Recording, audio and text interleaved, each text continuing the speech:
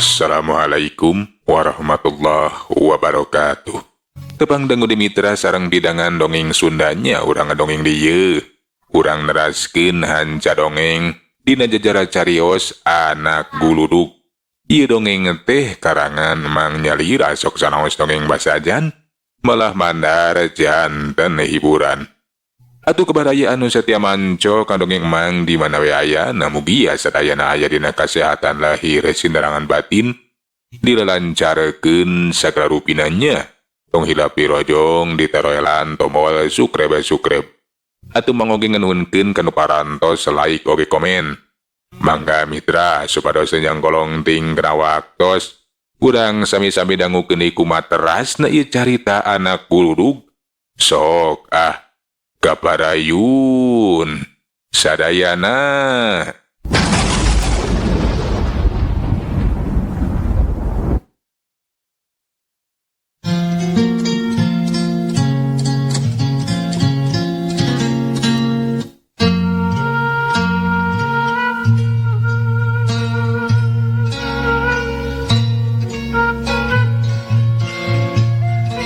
Caturkeun di pasir Kalaras kakara oge sabaraha jam awak orok tinggis mimiti robah.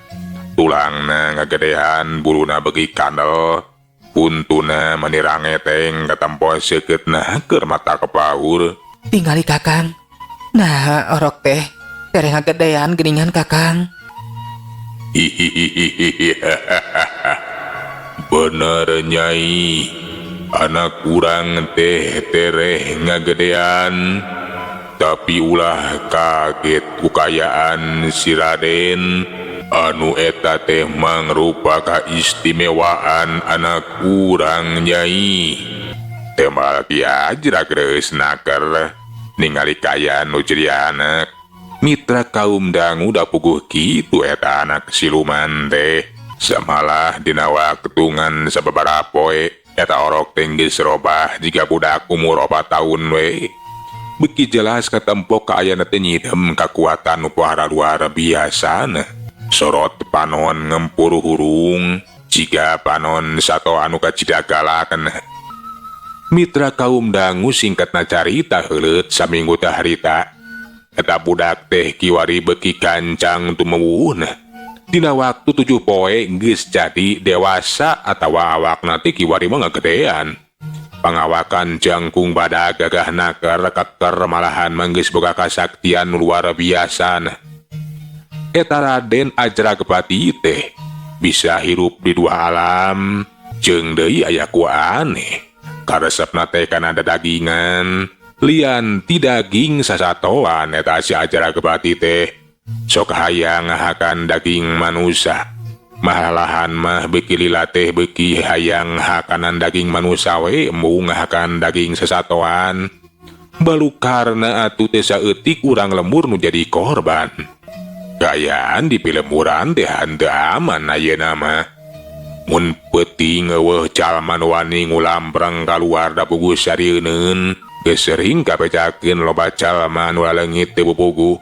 Ngan bae eta ge aya nu kapanggih layona teh kasampak we cenah disisieun leuweung. Dina kayaan awakna karancang geus eueuh dagingan. Nilik tina kayaan layona mah buah-buah euy. Ulah leungit teh dihakan ku maung. Nya bah bisa jadi aya maung kalaparan ngulampreng ka pilemuran. Kitu cek urang lembur anu manggihan batur salemburna teh dina kayaan karancang awakna. Buah-buah cenah jadi korban sato galak dihakan ku maung. Urang lembur teh henteu apaleun. Sok padahal mah eta jalma teh lain dihakan ku maung, tapi di roga halawe dihakan ku si Ajragpati. Ari eta si Ajragpati teh kapan bisa robah-robah wujud sakapeung awak manusia. Sakapeung jadi ajag anu pikasieun, ajag anu kacida gedena. Sangkaan urang lembur teh kabeh oge mimitina mah nyangka lamun eta kajahatan teh pagaweana maung, tapi beh dieuna malah kanyahoan. Da eta atuh aya nu kungsi manggihan kawenehan nempo jalma aneh nunggu lambreng cenah di sisi lembur bisa rubah wujud jadi ajag anu kacida gedena. Nah benar sia teh uca mangyan jelema aneh. Bener bah, kuing teu bohong. Alah, aneh teh jelema teh.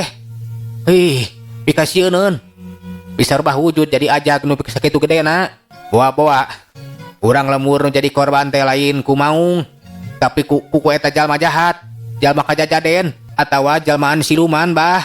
Bah Uding maninga hulang nah bener cenah caritaan si uca teh. Tapi sapiraku atuh ngabohong. Ai. Lamun kitu mah bisa jadi euy. Nya urang lembur loba nu jadi korban teh lain ku maung, tapi ku eta jelema kajajaden. Di mana manggihanan sia teh uca? Urang teang, urang tewak euy. Tadi mah katempona teh lumpat ka sisieun leuweung bah. Ulah rek ditewak sagarupa sieun. Leuwih hade urang singkahan. Jeung di urang bajaan kalau urang lembur nu sajana, kudu waspada jeung hati-hati. Bisi-bisi eta jalma kajajaden teh ngincer-ngincer urang dieu bah. Bener oge cenah caritaan si uca teh.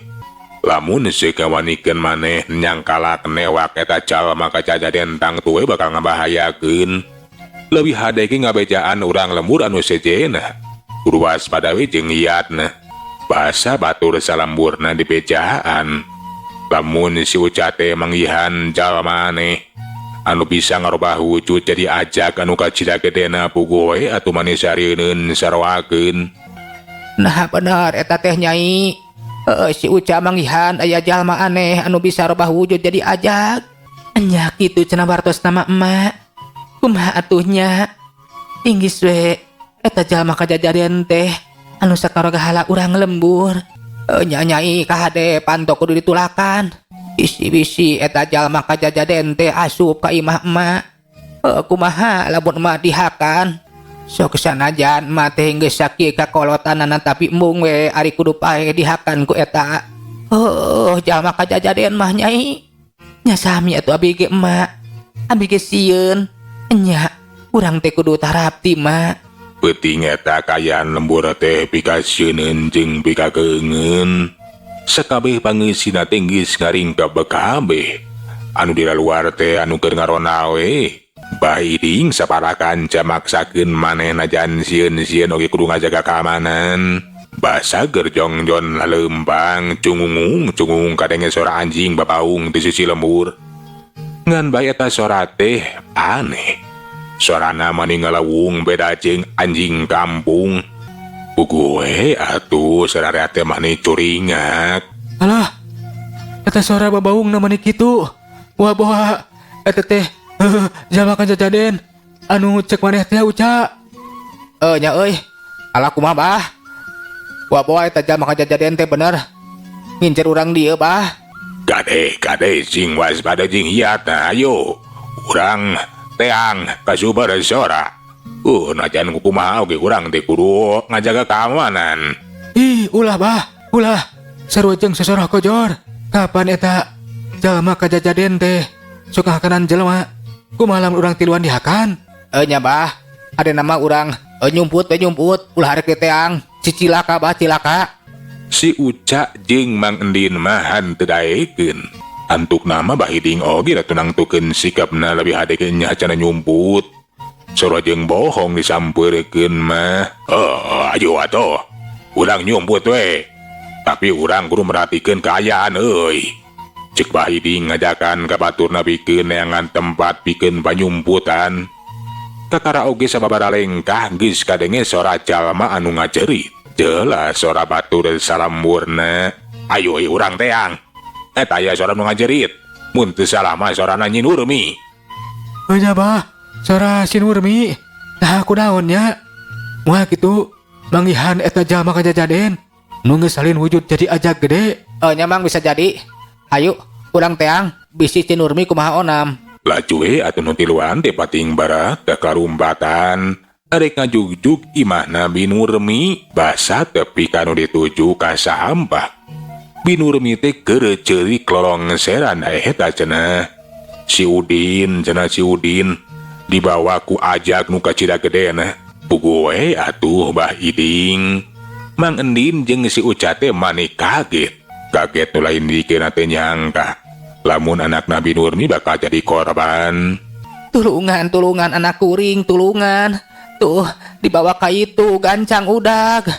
Ayo gancang euy, urang udag. Sugan we si Udin masih kena bisa katulungan. Cek Bahiring ngajakan ka si Uca jeung Mang Endin.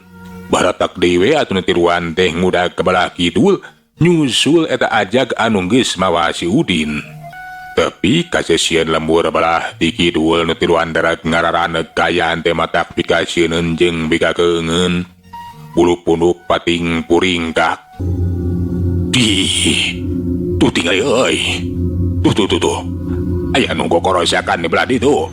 Ayo urang wariksa euy. Cek Bahiring laju ngadeukeutan ka hiji rungkun anu kadenge pating korosak. Si Uca jeung Mang Endin teh mani rempodan. Kade baah, buah-buah di jero eta rungkun teh. Heut aja ka Jajaden teh kerahakan si Udin. Ayo urang pastikeun euy urang teang. Tusukanan si Udin masih kena bisa disalametkeun.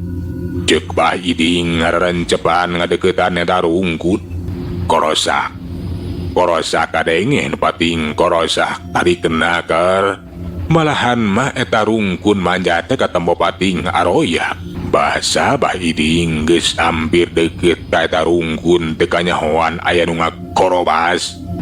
Gebeg atuh maneh ngagebeg reuwas teh tela bener. Anu ngagorobas teh lian diajag anu kacida gedena. Ae. Ih. Ajag euy, teh tela bener. Ayo teang euy ka jero rungkun. Cek Bahiring mariksa kayaan ka jero rungkun. Barang diteang teh kasampak. Si Udin teh geus eueuh nyawaan. Dadana gorowong jajantungna teh geus leungit duka ting ka mana. Bisa jadi dihakan ku eta ajag ka Jajaden. Puguh we atuh nu tiluan teh manis soak. Sangka bah. Si Udin jadi korban. Nya teu sangka teuing Udin. Alah, ayo nama urang bebeja we kanu sejenna. Ieu kejadian teh kudu kanyahoan ku sakabeh urang lemur. Cek Bahiring ngajakan ka si Uca jeung Mang Endin. Bikin ngabejaan urang lembur anu sejenna. Penting eta kayaan teh dari kucrut. Lamun si Udin anak Nabi Nurmi teh geus jadi korban.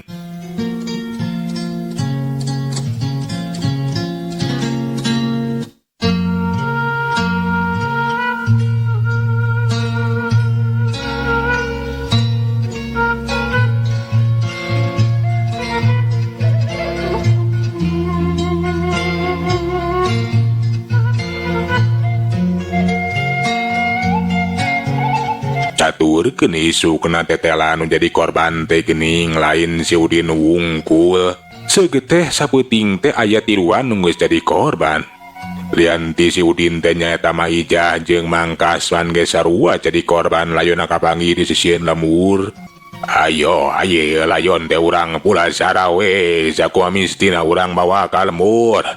Teu sangka tetela geuning aya tiluan nu geus jadi korban teh euy. Nyabah, alah, matak soak, sapeuting tilu nyawa ngalayang. Nya, ieu teh mangrupa ancaman. Bisa jadi, dina poe-poe saterusna bakal nambahan korban. Ukituna urang teh kudu waspada jeung hati-hati. Pon kitu deh ngandaka tareka pikeun ngungkulanana. Tapi kumaha ngungkulanana, Bah? Kapan jelas? Eta teh lain jalma jahat biasa, tapi jalma ka Jajaden. Bahiring katempo bingung, bener oge cenah. Lantaran henteu gampang. Kapanan bisi ngahareupan teh lain jalma biasa, tapi mangruakeun jalma ka Jajaden. Bisa jadi cenah teh jalma-jalmaan bangsa siluman anu nyaba ka alam manusia. Bahiring saparakan jaka tempo paromana teh mani aralum nguyung malahan mate saeutik nu ngamukasieun.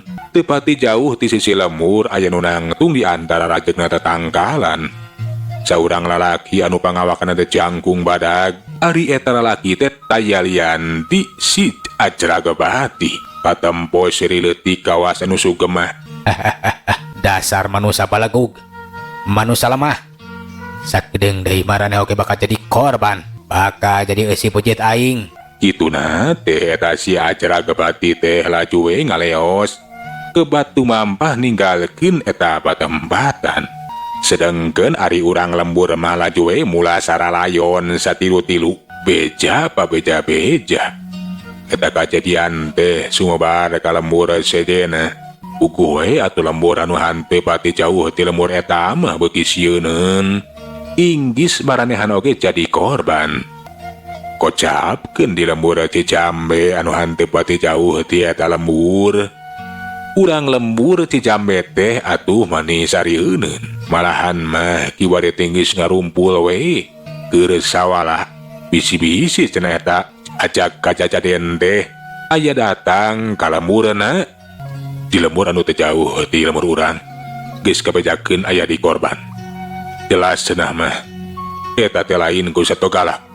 Lain ku maung euy, tapi ku jalma kajajaden anu bisa robah wujud jadi ajak anu kaceregedena. Lamun kitu mah penting ieu urang kudu geus karona ieu. Ngajaga keamanan lembur, kudu sajaga diri pikeun ngungkulanana. Bisi-bisi lembur urang geus sarua jadi korban. Bener, timiti penting ieu urang kudu ngaronda. Sakur-sakur nu jarak jag kudu daek kalaluar pikeun tayungan ngajaga keselamatan sakabeh urang lembur. Bener pisan. Lantaran kewajiban urang sarerea ngajaga keamanan mah daik teu daik urang kudu saga diri ngungkulan eta kajahatan. Bisi-bisi eta jalma kajajaden teh datang ka lembur urang. Bener pisan balabeh. Urang ulah cecingeun. Najan nu di singhareupan teh marupakeun jalma kajajaden, tapi tetep ku urang kudu di singhareupan. Kitu eta cek urang lembur Cijambe teh. Penting kete arek dimimitian we cenah ngaronda ngajaga keamanan lembur. Kocapkeun penting kayaan langit di lembur Cijambe teh ngadadak poek. Bulan nu caang teh jadi ngadadak halangan ku mega. Kayaan jadi sepi cempling rehe comrek teh kadenge suara cangkrik-cangkrik acan. Kidamar sapara kanca anu geus caricing di luar. Anu arek ngajaga keamanan lembur. Barang ningali ka langit, mani kaget lantaran bulan teh ngadadak teu katemong dak dumadak sahari tawe poek mongkleng. Ieu kajadian teh teu kaharti. Aneh. Langit nu tadina caang ngadadak jadi poek ieu. Jeung karasa teh kumaneh, ieu buru-buru pating puringgak euy. Ceuk Damar tumanya ka baturna. Nya, aneh teu kaharti. Nah, bulan teh jiga nu diteureuy ku mega. Alah. Jeung kadenge suara anjing gitu eta anjing leuweung.